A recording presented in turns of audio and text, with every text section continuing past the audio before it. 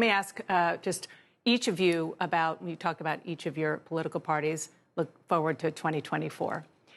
Senator Graham, you said that you want Donald Trump to run again in 2024. Yeah. I want to play for our viewers what happened late in the night on January 6th on the Senate floor.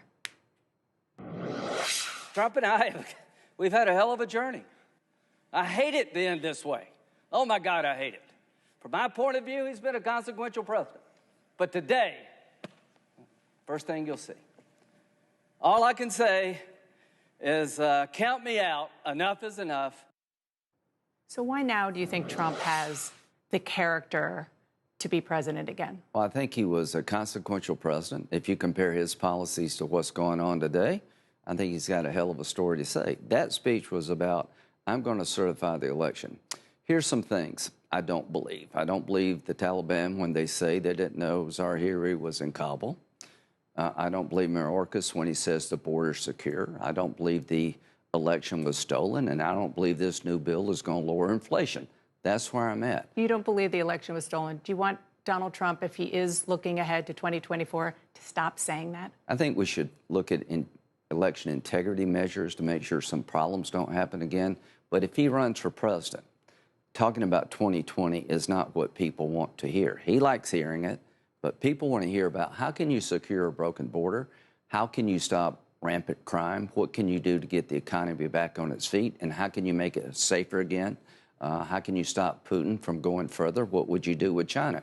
That's what people want to hear. And here's the good news for Republicans. Based on the performance of the Biden administration, we're in the game at a level I never dreamed of. It's not so much about people liking us. People are looking for an alternative to what's going on. I want to ask Senator Blumenthal about his potential candidate, but it sounds like you're saying point blank, Donald Trump, please stop saying the 2020 election was overturned. I'm telling President Trump, if you want to be president in 2024, focus on solving the problems Americans are living with.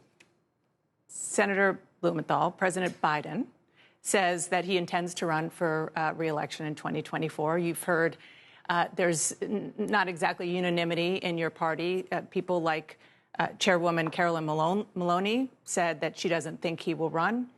Congressman Dean Phillips says he doesn't want him to run. Do you think President Biden is the best candidate in 2024?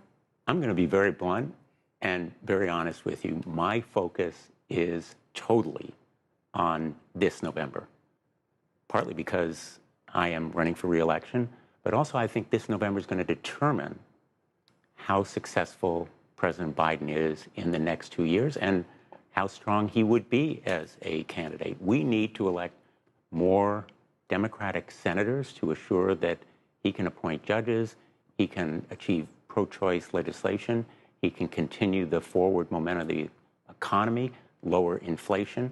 We are making tremendous progress. The Inflation Reduction Act is just one example.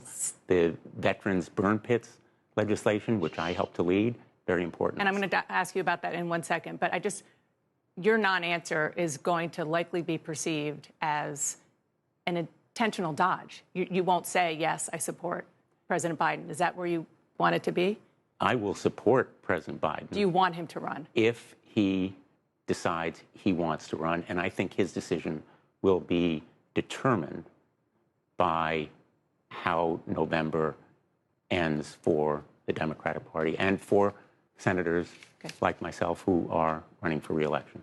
I will not support President Biden. You didn't need to say that. If Trump runs, I would support him. But, you know, Senator Blumenthal brought up something important, which is we've been talking about a lot of bipartisan accomplishments. The two of you have been a big part of it, but so is President Biden. Does he get some credit, in your view, for so much of this legislation that has actually passed? That's what he promised to do, work in a bipartisan way. Yeah, I mean, he signed things that made sense. I mean, the infrastructure bill, you were on that. We worked together. The gun thing, we've been working on this for years. We sort of found the sweet spot. We worked on the Earn It Act. Social media sites can be sued if they don't protect children from exploitation. You have to earn it. You have to harden your sites to keep from being sued when children, predators go after children on the internet. We did that together. I mean, he's in cycle. I hate to say this, but I like him. Him? I don't want to ruin his life here, but, we have found common ground on foreign policy, domestic issues. I'm working with Elizabeth Warren to create a regulatory commission to deal with social media problems. So there are plenty of us up there who fight and work together. I just want the country to know that all is not lost in Washington. Well, that's why we have you on. I mean, there's a secret sauce here, which we can talk about later, but hopefully we'll be able to do this again, have you both on, because we all agree this is good for the country to see that you can disagree without being disagreeable, but also work together where you see those And issues. working together is what the American people really want.